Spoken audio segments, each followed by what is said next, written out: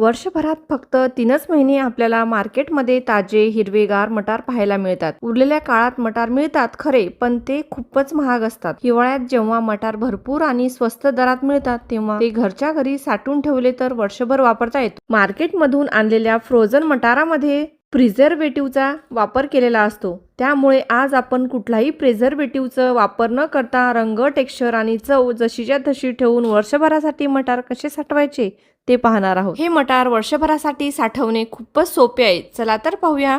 हिवाळ्यामध्ये 3 महिने हे मटार खूपच स्वस्त असतात. हे मटारच्या शेंगा मी फक्त 30 रुपये किलो दराने आणले आहेत. हाच मटार एरवी ऑफ सीझनमध्ये 200 ते 250 रुपये किलो दराने आपल्याला मिळतो. मटार खरेदी करताना नेहमी हिरवेगार आणि ताजे मटारच निवडा. सडलेले, किडलेले किंवा खराब झालेले दाणे असलेल्या शेंगा अजिबात घेऊ नका. आपल्याला हा मटार वर्षभरासाठी साठवायचे असल्यामुळे ही काळजी घेणे खूपच महत्त्वाचे आहे. छान भरलेला, टवटवीत आणि निब्बर दाणे असलेल्या शेंगा निवडून आणा. अशा मटारामुळे रंग, चव आणि गुणवत्ता वर्षभर चांगली टिकून राहते. या सगळ्या शेंगामधले दाणे काढून घेऊया. सडलेले, किडलेले किंवा कवळी दाणे बाजूला काढून घेऊया. इथे आपण 4 किलो मटाराच्या शेंगा आणल्या होत्या आणि मी हे सगळे दाणे काढून घेतले आहेत. आपण पाहू शकतो ती ताजे, हिरवेगार आणि टवटवीत दाणे दिसत आहेत. इथे आपण या मटारामधून हे कवळी दाणे निवडून घेतले आहे. हे दाणे आपल्याला लवकर संपून टाकायचे आहेत. हे दाणे जास्त दिवस टिकत नाहीत. हे आपण वेगळं ठेवूया. आता जी ताजी हिरवीगार मटार आपण घेतली आहे ते दाणे स्टोअर करण्यासाठी वेगळे करून घेतले आहेत. त्यासाठी इथे आपण एक सुती कपडा अंथरला आहे. त्यावर हे मटार पसरून घालूया. यामधलं ओलसरपणा पूर्णपणे निघेपर्यंत.